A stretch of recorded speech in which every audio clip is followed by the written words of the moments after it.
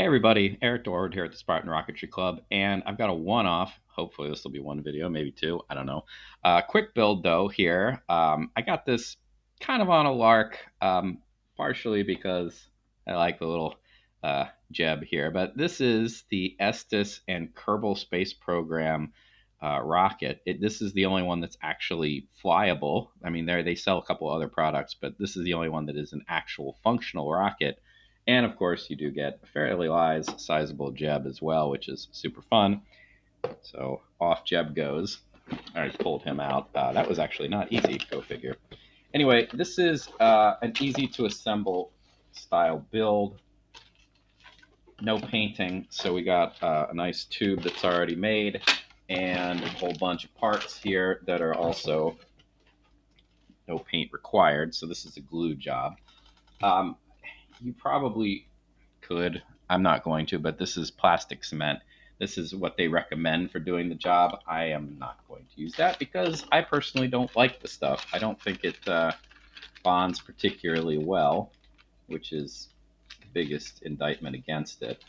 But if you are, say, the recommended young side of the age spectrum, you should probably stick with that. I, on the other hand, am going to use CA glue because it is fast and it bonds better, or at least more permanently. But anyway, this is a plastic kit basically, so just gotta get all the plastic pieces out here, and then we'll put them together. All right. At some point, you should probably read this if you haven't. Not the warranty part, but like the safety instructions. There we go. Yeah. But it's the same thing. It's been the same. It's not literally the same, but it's been pretty much the same for quite some time. All right, so let's see what we need to do. First things first, there are a bunch of pieces that need to be glued together. So I actually like the idea for the engine or the motor retention system in this. It is somewhat unusual, but it actually looks nice, so I'm a fan. All right, so I need, not that, this. No, not that either. This one? No, I guess I do need, it is this one, I think. Yeah. I need this guy, and I need this kind of, well, it's the outside, it's the engine bell. All right, so the idea here is that these are going to fit together, and this piece is supposed to go in between them, and this is actually going to be the bit that screws in to the bottom part of the rocket. So this is, I'm just going to test fit this quickly, make sure I know what I'm doing. So yeah, that's going to go together like so. Actually, that doesn't quite fit, which leads me to believe that there might be something that I need to shape here a little bit, or that I just don't. Oh, there's a little notch. Yeah, I should probably be worried about the little notch. Align notch with raised area in B. Yes, there is indeed a raised area. There it goes. So it's supposed to fit in like, there we go. So it's going to fit in like that. Then everything should go together nicely. It does help to read the instructions. They're there for a reason. There, and it fits nicely, snaps all together. All right, so and I'm gonna need this too. This goes in bottom down here, and it goes like this. That does not have a notch as far as I can tell. So yeah, that should fit together pretty nicely. That's what it's gonna look like. So let's get the glue in place here. I'm going to glue these parts together first and then worry about this. Do definitely test fit this, because once you put this together, especially if you're using CA, it's not going to come apart. I'm going to go light on the glue here. Really don't need a lot as far as I can tell. So I'm only for now going to put a little bit of glue in the gap here.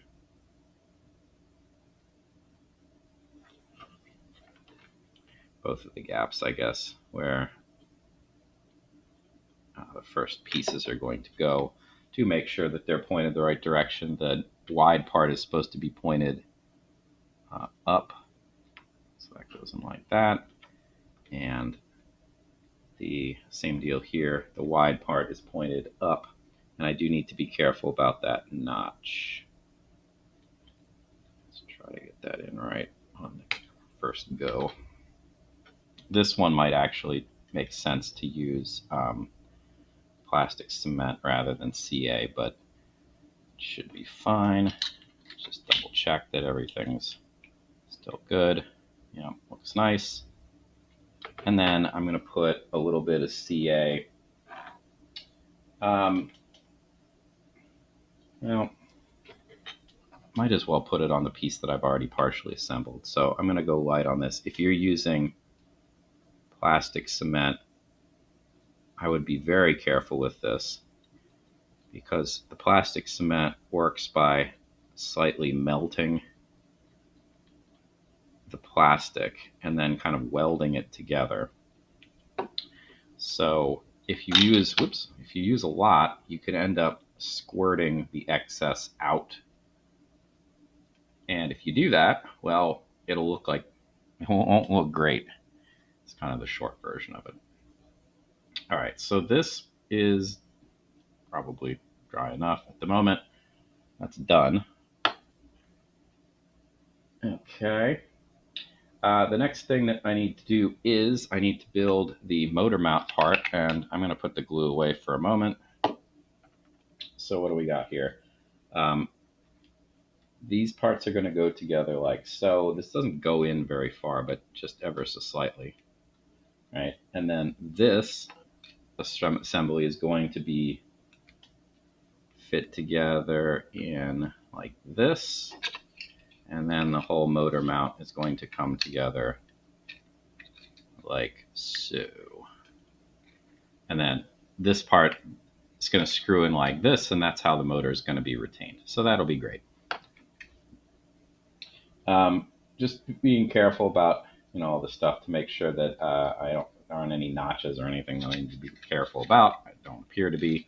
So I'm going to disassemble, and I will get started with construction here. All right. So I'm just going to put the tiniest amount of CA at the very end of this tube.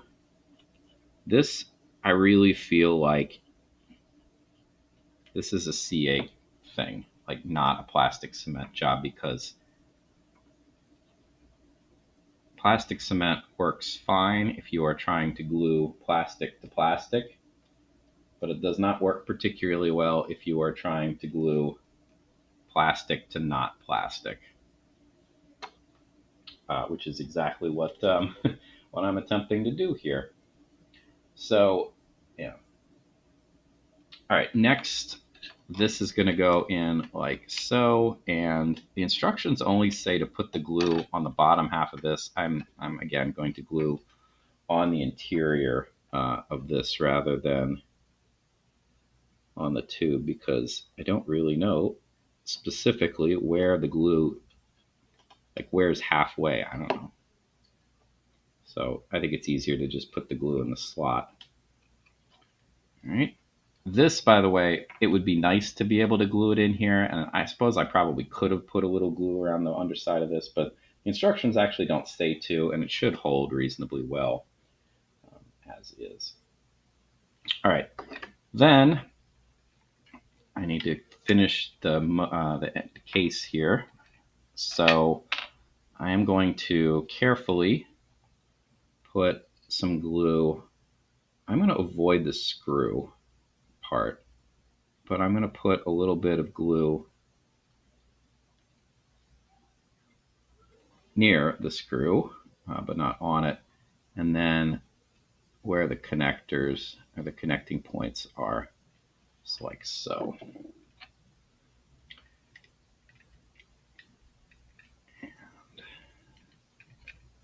make sure it's all lined up, and together it goes.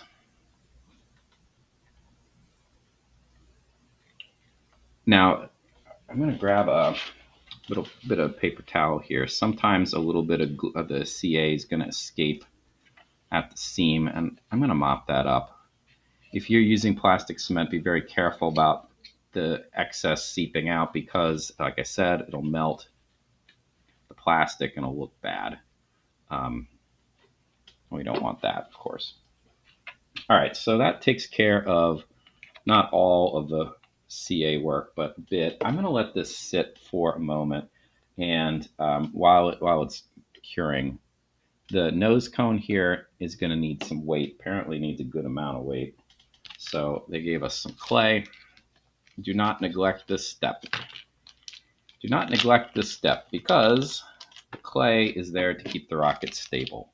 Yeah, it's going to add to the weight, and making it heavier is going to make it fly lower, of course.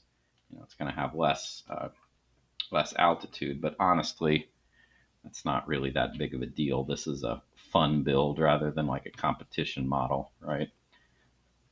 And ultimately, it's more important for this to be straight than anything else. So in any event, I need some nose weight. I'm going to just take the clay and I'm going to roll it out into preschool style snakes. And hopefully it'll be thin enough that I can just snake it through the hole. It's pretty close.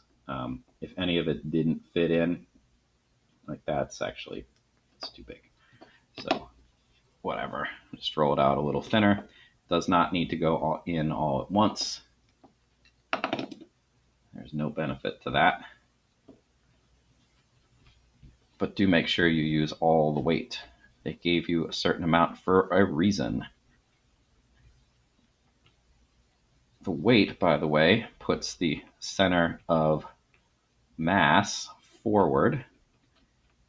And for stability's sake, you need to have the center of mass forward of the center of pressure. The center of pressure is hard to calculate there is a way to estimate it using a bunch of measurements. You can do it by hand. It's not fun. You could certainly use a computer program to calculate it too. I have done that a couple times in the past. But for the most part, if you're just building kits based on somebody else's design, you don't really need to worry about it. Somebody's done it for you, but you do need to trust that they know what they're doing when they tell you to put weight in the nose. All right, so I'm going to use, this is a extra long Q-tip from, I don't remember exactly what model, but I'm going to use it to push the clay as far into the nose as I can get it. Just kind of hammering down. Try to get it as far in as you can. If you really want this to stick in the front, it probably will. They tend to. Eventually, it probably will dry out. And if it does, it could crack and break loose and just kind of float around freely. That's not a big deal. Ideally, you want it as far forward as possible. So, do take the time to push this in. But if you really, really wanted it all the way in the nose cone, you could use something like epoxy clay instead. But that really seems like overkill for this particular project. All right. It is hard to see where the clay is. Sometimes in other Estes nose cones, you can kind of see a shadow where the clay is, but it's not particularly bright in here right now. And this is actually a pretty thoroughly colored plastic, so I can't see much of anything. So I'm going to have to look in there. It looks pretty well hammered in. So we'll say good enough. All right. Next, we need to deal with the fins. So here are the fins.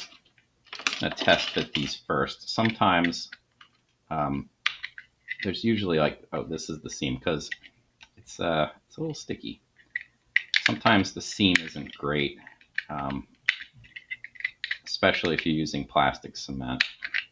But do test them all first quickly. For the gluing purposes, It doesn't actually say that you need glue. That's interesting. I'm going to put some glue on, but apparently this is just supposed to be a snap together? Huh. Well, whatever. I'm going to put a little bit of glue where the little bump outs are in the fin. And that should be enough to hold it. If it's supposed to be a snap together, I don't even need it at all, right? So just make sure you got it pushed all the way forward if you're going to use glue, regardless of what kind of glue you use. I've always thought that these, this is kind of the standard operating procedure for Estes easy to assemble kits. Fins work kind of like this. I've always thought that you probably don't need glue, but it seems like it can't hurt to put some in there, right? Better safe than sorry. Now, I will say you definitely need to, if you're going to use glue, you definitely need to get these all the way up, right? If you leave them a little short, then the rocket won't come together like it's supposed to. And that'd be bad. It would also be bad if the fins were inconsistent, at inconsistent starting points. That would also be not great. Okay, so the fin canister's done. It says to screw this in. This would mostly be for launch purposes. I'm just going to do it once to see that it fits. It does go all the way up. That's great. So I'm going to unscrew it and leave it separate for the time being. I'm going to let that sit for a moment and do something else again quickly while the glue comes to a complete set. And that is I'm going to build the shock cord, which means I need to break out the instructions here and chop out the old Estes trapezoid. This part, do not use CA glue for. And I guess you really could, but I wouldn't. You'd probably end up gluing yourself to the mount, which that seems like a bad plan. All right, these are easy enough. If you've built an Estes kit in the past, you've probably done this before. Probably help if the glue was open the whole way. And I need to clean this out apparently, but whatever. There we go. A little bit of glue in section 2. One end of the shock cord goes up into the glue, and then fold over section 1 onto section 2. Push it down for a little bit. Try to make sure that the cord is centered. The cord is falling off of the table that I'm using, so it does want to kind of pull out from the mount, so do be wary of that. And do try to keep it centered.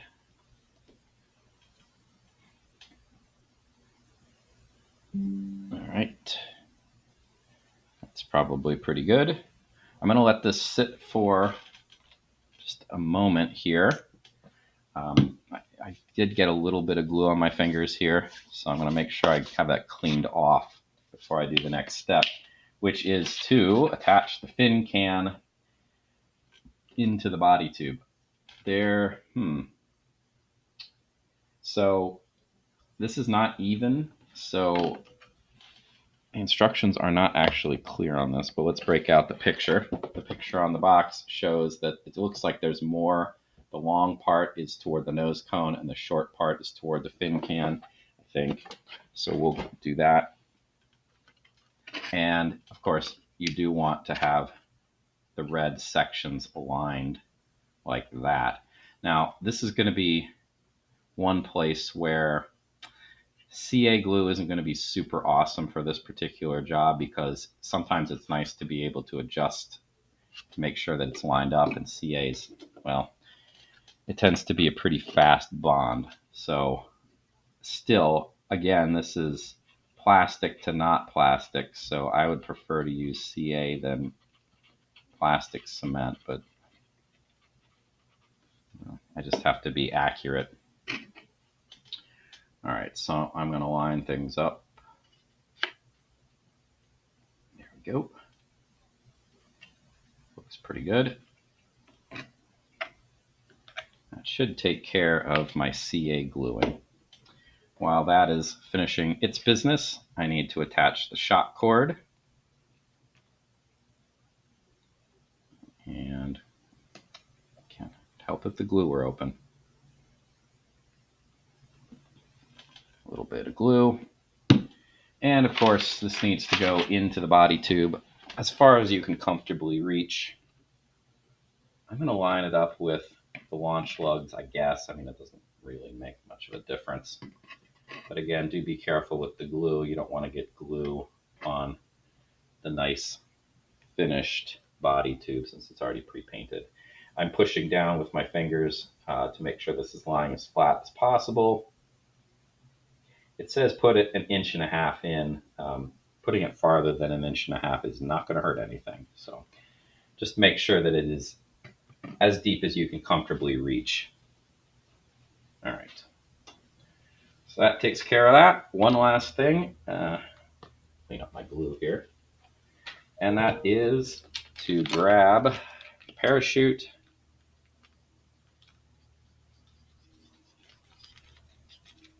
and I'm going to attach this to the nose cone, and then that should basically take care of business here. I'm going to use a nice barrel swivel as I usually do.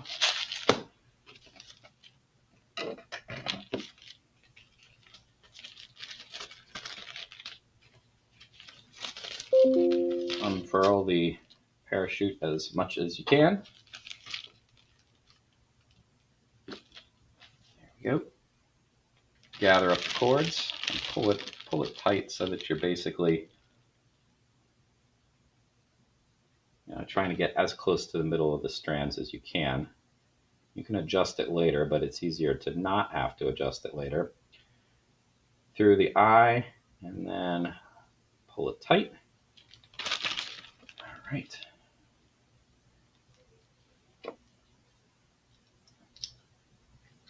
Fits in nicely. I'm going to reclasp this. Maybe. Have a little bit of trouble with these. There are bigger ones that you could buy too, by the way, but this seems just about the right size for the average Estes parachute. Last but not least, take my shock cord, and I am going to tie 3 or 4 knots in it, just overhand knots.